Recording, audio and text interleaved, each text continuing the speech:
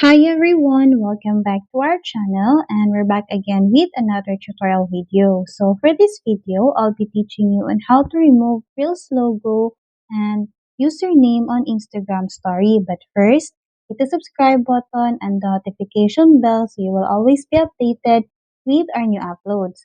So to start, we'll have to go to my Instagram account, click on the Reels option or Reels logo, and then here let's choose a reel that we want to share on our story. And then let's click on the message option. And then here, let's click on add story. And then here, what we're going to do to remove the logo and the username is to enlarge or to edit the video that would fit on our screen.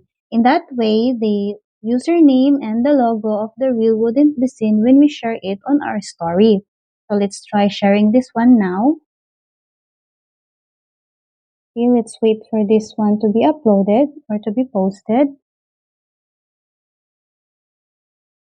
So as you can see here, the username and the real logo is gone. So that's how easy to remove the real logo and the username in Instagram story. So I hope this video helped you out. And if you have any comments or questions, please do comment it down below. And thank you all for watching. I'll see you on our next video.